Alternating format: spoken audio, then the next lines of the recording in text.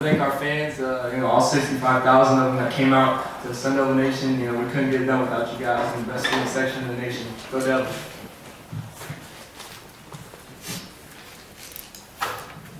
Taylor and DJ, the plan was against you guys. They scored 28 points unanswered. You guys had to come on the field and get something going offensively on that drive, and you pretty much willed yourself, especially you, DJ, all the way down the field.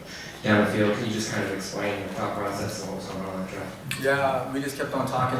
Our captains on offense just kept on communicating, saying we need to have our defensive back. As you can see, the defense battled the whole game. We need to have their back, and we need to show up for them. So we just kept on talking and saying, we got to put together a drive. This is it, and that's what we did. We came together as an offensive unit, and that's what we did. You guys knew kind of what the stakes were in this game, what the magnitude of it was, kind of a big marquee matchup. What does winning a game like this say about this team? It's huge, getting a win on a national stage like that. Big time for this program and where it's headed. And guys are doing a tremendous job of getting better each week in practice. Trusting coach and just watching film, making those sacrifices. And we came together as a family tonight even more. Two defensive guys, 7 or 8 sacks, 5 turnovers generated against them. Can you just talk about the game plan going in, especially with Golson, and how you guys executed in that regard? We just knew that we had to get a lot of pressure on him because he was very, very mobile, and we just knew in his last 5 games that they didn't turn the ball over 12 times, and we was just going to take advantage of that. Marcus, you guys had most sacks you've had all season. You think this is the best game you guys have played all year? It was a pretty good game, don't get me wrong. I think second half we just came out and just wanted to communicate, but I think so far it's probably one of the best games, but only get better. Marius, can you talk about what you saw on your pick 6, and also how did you plan to attack him with pressure? He had turnovers recently. We was in man-to-man coverage, and I was guarding the inside guy, and my guy ended up running a slant, but the ball was tipped by Marcus Hardison actually, and I just seen the ball up in the air, and I just broke and got it, and touchdown. And then the whole defensive scheme of attacking. The whole defensive scheme of attacking him. Just getting pressure up on the mobile quarterbacks is kind of like they kryptonite because they just want to sit back in the pocket and just run whenever stuff is not open. So just pressuring them a lot, and we just forced them to play for us. Marcus, can you talk about the strategy to block Golson's passes if you couldn't get pressure right away because you deflected a number of passes? First of all, they're like 5'10", so it was pretty short. But I just wasn't able to get to the quarterback at the time, and I just seen him releasing, so I just get my hands up as quick as possible for a quick pass and stuff.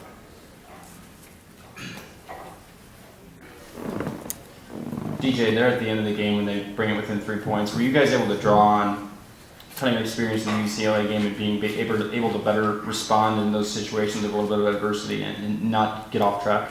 Most definitely. Like I said, I think this is a team that is just progressively just growing and growing every week, and it's unbelievable to see my teammates. They're hard out there, and just throughout the week of practice, how much they're growing and maturing. We got guys like DeMario Richard that are just coming and stepping up every game. He's playing his butt off. Our O-line's playing tremendous. So, everything. All the puzzles. All the pieces to the puzzle are coming together, and it's just a sight to see. It really is. Taylor, this is your 3rd game back now. How did today feel compared to the last 2?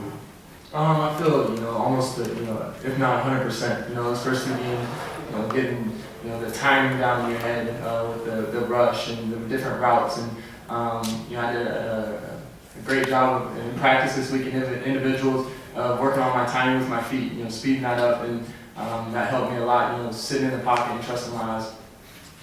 DJ and Taylor, can you guys talk about what was going on the sidelines as the game kind of tightened up, how you guys were communicating amongst each other, and then what happened subsequent to that? Yeah, we've been in this position, multiple times this year. I can't even tell you, so many games that we've been I mean, in a kind of a rough patch. I mean, towards the end of the game, we got to get things going. And I mean, like our coach is saying, we just got to stay positive. I mean, the guys on the sideline are doing a great job at trying to just keep the sideline energy up. And I mean, I just thought that our leaders and our team, our coach, I mean, we knew what we had to do. We got each other's backs, and it was good.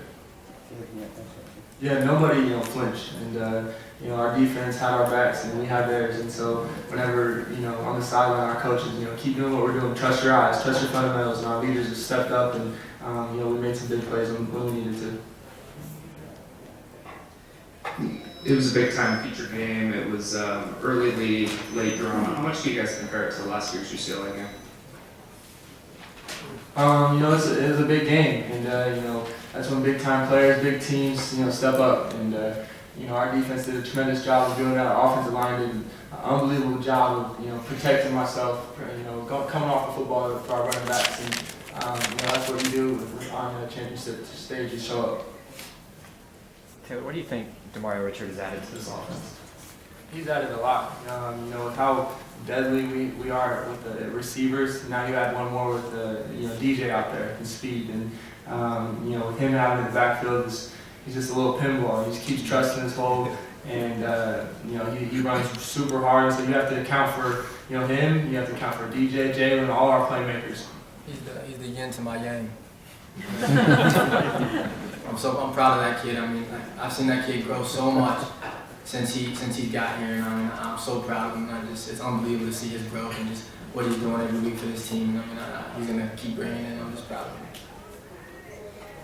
This one for both Taylor and DJ. Just tell us what it's like. You guys really jumped on them from the beginning. Your defense gives you the ball deep in their territory. You scores a touchdown. What's that like to get the crowd in the game and get your momentum going?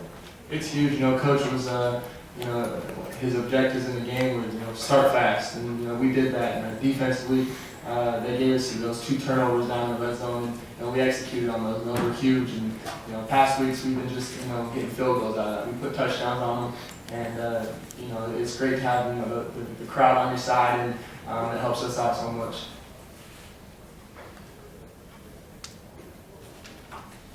So between Notre Dame trying to cancel this game, last year's loss, it's a top 10 matchup. Does this one have any kind of special meaning for you guys? Not really, and it's a big stage. It's a great program, and we have this one circled on our schedule, and they're a great football team, great program. And I think that we knew that this was kind of the hump that we needed to get over to make our name nationally. I think that's what, at the end of the day, it was just another game to us, but we knew that, we had to get this win to impress some people. I don't think I would want to play ASU up in Tempe, so